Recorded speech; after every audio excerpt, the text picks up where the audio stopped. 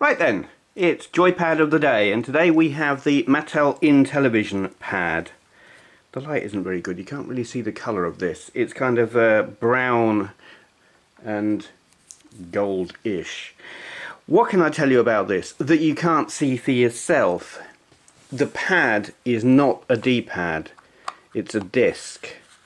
It goes round. I don't think the actual going round serves a function on, say, driving games. I could be wrong, actually. I've never tried that.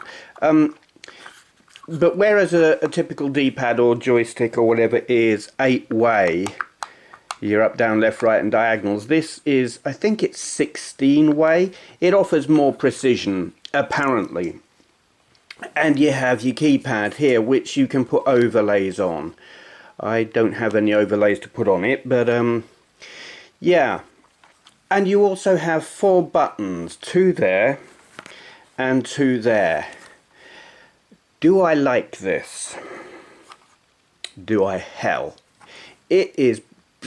I don't know. Are these 2 buttons, are these like ambidextrous? Do these 2 serve the same purpose as these 2? Because if they don't, it's stupid. If you're just holding it in one hand and these, you know, if they do the same thing, it's all right. But my God, they are so... You really have to put some pressure on them. And that's not good. And this... Well, this would actually be all right, except you've got this raised ring around the outside of it, so that it's actually in the way. You've got to hold your thumb in such a way that it's coming in vertically. You can't really put your thumb across it because this stupid piece of plastic gets in the way. I don't like it. There are probably people who swear by them and love them and think they're great. They really were, back in the day, they were described as the way forward. You know, they were the future. This is so much more advanced and useful and practical and blah, blah, blah than a one-button joystick. And yes, they were. But it's just horrible to use. And the last thing, I don't like to sit and slag off iconic joypads, but here is the Intellivision. Here is, look, that's about as much... That's about as far as you're going to get.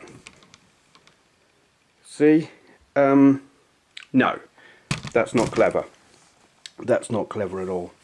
So, I would say, brilliant idea, not... The execution is poor. It needs a longer cable. These need to be easier to press. This needs to not have the stupid raised lip around the disc. The keypad's actually alright. I don't think they get used a lot for many like fast in-game controls. It's more screen selection and stuff like that, or maybe if it's a puzzle type game, or I don't know, an educational thing. Fine, no problem with that, as long as you're not...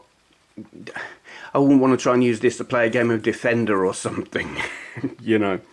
Yeah, I would say this is flawed genius. It would be brilliant, but it isn't. There you go, Mattel Intellivision Joypad. Thank you for watching.